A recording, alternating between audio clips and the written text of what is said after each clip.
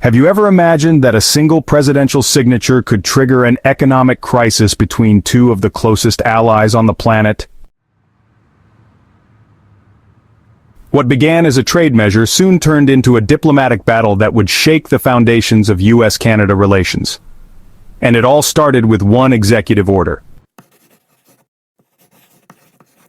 In March 2025, former President Donald Trump signed an order imposing a 25% tariff on key goods imported from Canada, including steel, aluminum, and essential industrial products that fuel the U.S. economy. The official reason to protect American industry from what he called unfair competition and to crack down on alleged drug smuggling along the northern border. But behind that narrative of economic security, there was something else brewing. What seemed like a strategic move to protect American jobs quickly turned into a spark thrown onto a powder keg. And, as expected, Canada struck back. With strength and precision, the Canadian government announced retaliatory measures, $30 billion in tariffs targeting U.S. goods, from fruit juice and wine to cosmetics and household products. The message was clear: if the U.S. hits, Canada hits harder. But the most remarkable part wasn't the federal response. It was what came next. Canadian provinces, British Columbia, Ontario, Quebec, began rolling out their own countermeasures. This was no longer a government-to-government dispute. It had become a web of regional retaliation, escalating the conflict to new levels. British Columbia, for example, proposed legislation to impose fees on U.S. commercial trucks traveling through its territory to Alaska, a strategic move that, as we'll soon see, would directly impact the supply chain and cost of living for thousands of Alaskans. This was no longer just a trade disagreement. It was the beginning of something far more complex, a conflict that began to affect transportation, tourism, energy, and revealed just how deeply intertwined the two economies really are. Trump hadn't just launched a tariff policy, he had sparked the first major trade war of a new era. And while Washington focused on the headlines, Canada mobilized, decisions multiplied, markets shook, and supply chains began to unravel. What was at stake now wasn't just the price of steel, it was the economic stability of an entire continent. While Washington and Ottawa exchanged economic blows, something far more serious was quietly unfolding in the far north of the continent. Away from the noise of financial centers, Alaska was silently becoming the first major victim of this trade war. The Canadian province of British Columbia, a key player in the geography of the conflict, made a strategic move. It imposed new tariffs on U.S. commercial trucks traveling through its territory en route to Alaska. Premier David Eby announced the measure firmly, just days after the United States escalated tariffs on Canadian products. Why is this so critical? Because Alaska has no direct land route to the rest of the United States without passing through Canada. Over 80% of essential goods, fresh food, medicine, fuel, electronics, reach the state via the Alaska Highway, a 2,450-kilometer road that cuts through British Columbia and the Yukon.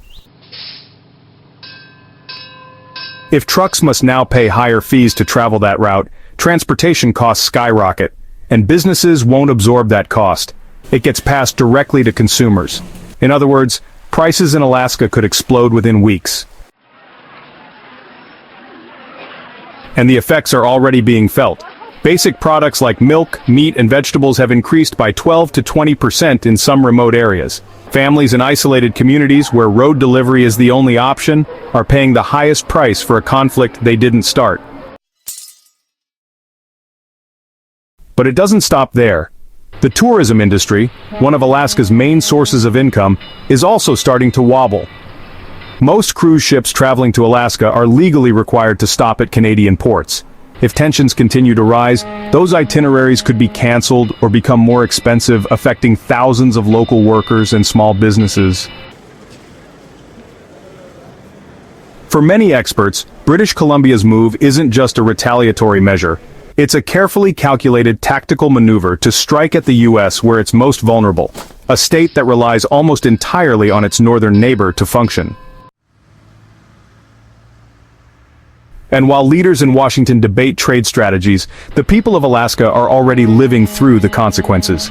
The question now is, will Alaska become just another bargaining chip in this conflict?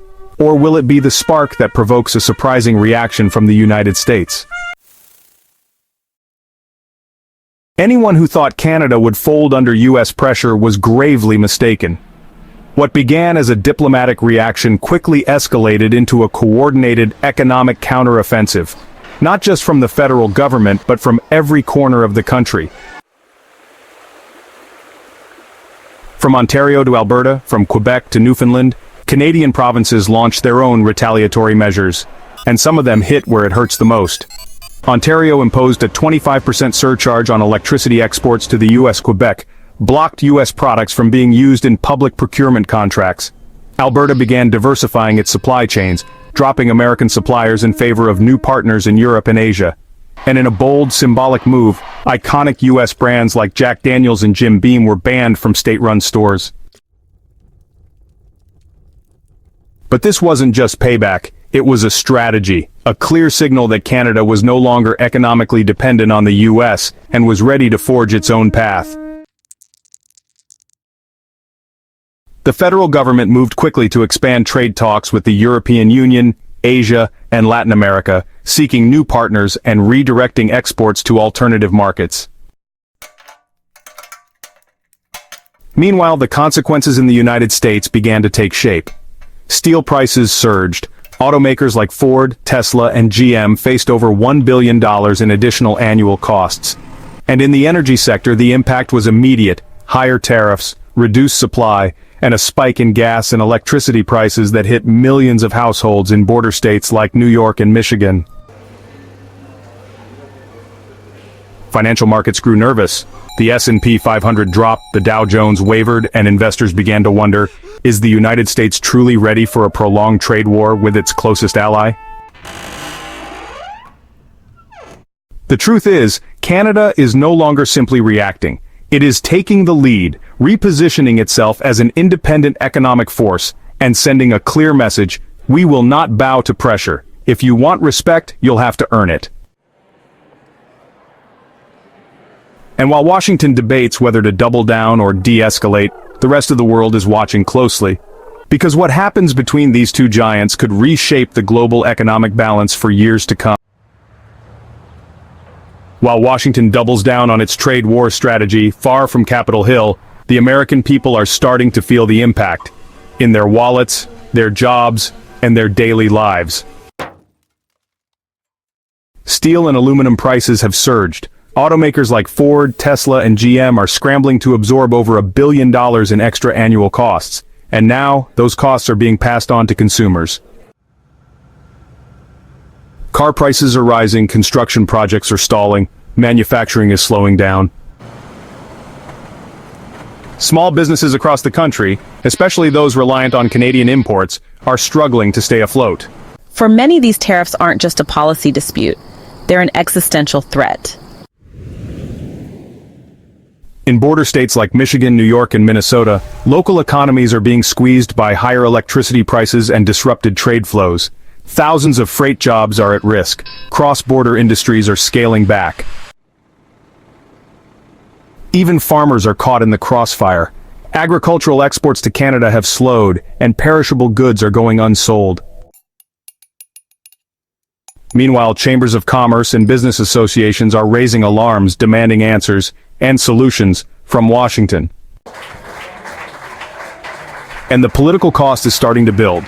Governors from key swing states are calling on the federal government to de-escalate.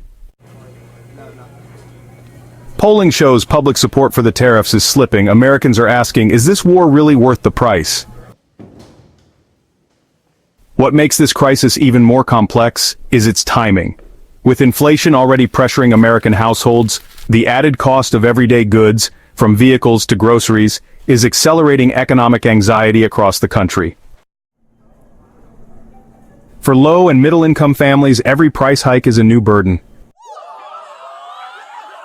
Meanwhile, labor unions in key industries are sounding the alarm. Factory workers face reduced hours, and in some regions layoffs are already underway. The fear of a deeper recession is no longer hypothetical, it's on the horizon. And confidence in economic leadership is eroding fast. This isn't just a temporary rift between two neighbors, it's a domestic reckoning.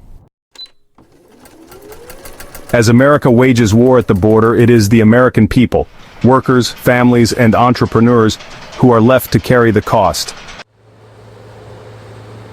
And if no course correction is made, the damage may stretch far beyond trade. While the US and Canada volley tariffs like it's the Olympic finals, other global powers are watching closely and making their moves.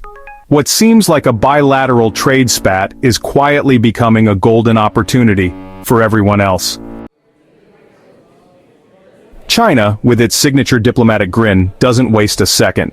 Spotting a fracture between its two North American neighbors, Beijing shows up with flowers and contracts. It ramps up imports of Canadian oil, reroutes key trade lines, and seals deals that just months ago seemed out of reach. Who needs Washington when Ottawa is open for business? And it's not just oil. China is now turning to Canada for agricultural products, clean tech, rare earth minerals, and liquefied natural gas, replacing American suppliers one by one. In Beijing, they're not saying it out loud, but the message is clear. Thanks for the fight, we'll take it from here. This shift isn't small. Canadian crude oil, which once flowed almost exclusively south to US refineries, is now heading west, toward Pacific ports and into Chinese supertankers. The Trans Mountain Pipeline expansion, previously criticized for its cost and environmental risks, has suddenly become Canada's most strategic export weapon. It's fast-tracking energy independence from the United States, and China is buying big.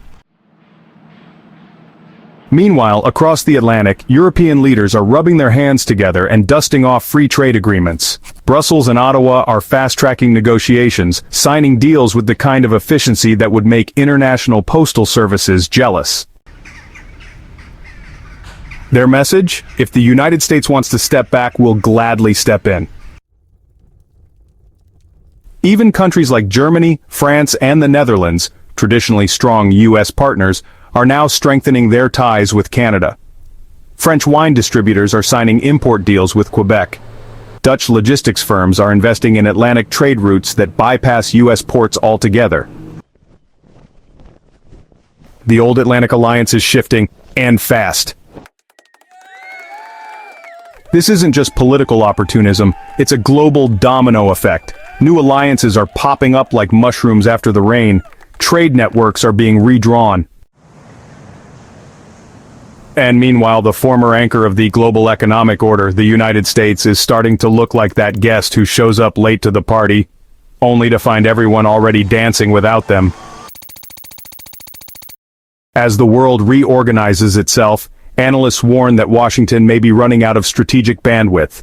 By focusing on tariff battles with its closest allies, it's surrendering space in regions where it once led, not just North America but also Africa, Southeast Asia, and South America.